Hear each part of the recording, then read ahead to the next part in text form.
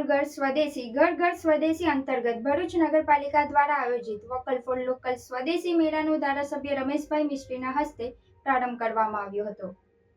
ભરૂચ નગરપાલિકા દ્વારા સ્વદેશી ઉત્પાદન કુશળ કારીગરોને પ્રોત્સાહન આપવા અને સ્થાનિક ઉદ્યોગોની સમૃદ્ધિ વધારવાના હેતુથી હોસ્ટેલ ગ્રાઉન્ડ ખાતે 21મી ફેબ્રુઆરીથી 1 માર્ચ સુધી સ્વદેશી મેળાનું આયોજન કરવામાં આવ્યું છે, જે સ્વદેશી મેળાનું ધારાસભ્ય રમેશભાઈ મિસ્ત્રીના હસ્તે રિબિન કટિંગ અને દીપ પ્રાગટ્ય થકી પ્રારંભ કરવામાં આવ્યો હતો। આ સ્વદેશી મેળામાં 46 જેટલા સ્ટોલ ઊભા કરવામાં આવ્યા છે, જેમાં સ્વદેશી બનાવટીની વસ્તુનું વેચાણ કરવામાં આવી રહ્યું છે। આ મેળાના ઉદ્ઘાટનમાં પાલિકા મુખ્ય અધિકારી હરેશ અગ્રવાલ, પ્રમુખ વિભૂતિબા યાદવ તેમજ નગરસેવકો અને સ્ટોલ ધારકો ઉપસ્થિત રહ્યા હતા। રાજ્ય સરકારના શહેરી વિકાસ વિભાગની સૂચનાથી ભરૂચ નગરપાલિકા દ્વારા આજે શહેરના મધ્યમાં હોસ્ટેલ ગ્રાઉન્ડ ઉપર સ્વદેશી મેળાનું આયોજન થયેલું છે। આજે એનું પ્રારંભ કરવામાં આવ્યો છે।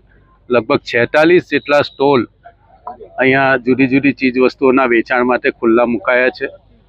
આ મેળાની વિશેષતા એ છે કે ભરૂચ શહેર અને જિલ્લાની જે એસએસસી ગ્રુપ સાથે જોડાયેલી બહેનો જિલ્લા ઉદ્યોગ કેન્દ્ર દ્વારા સરકારની જુદી જુદી યોજનાઓ દ્વારા અપાતી જે સહાય છે એ સહાયમાંથી વ્યવસાય કરતી બહેનો એમને જ આ ફાળવવામાં આવ્યા છે અને નિઃશુલ્ક ફાળવવામાં આવ્યા છે।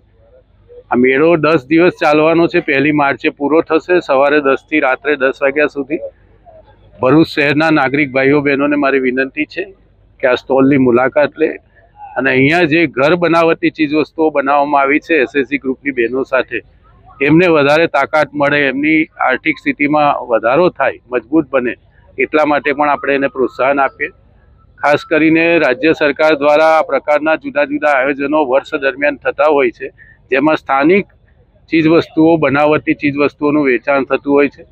પ્રધાનમંત્રી નરેન્દ્રભાઈ મોદી જે લોકલ ફોર વોકલ અને આત્મનિર્ભર ભારતની જે વાત કરે છે એ વાતને આ પ્રકારના અભિયાનો દ્વારા ખૂબ તાકાત મળશે અને આપણા જિલ્લાની બહેનો એ આર્થિક રીતે મજબૂત થશે।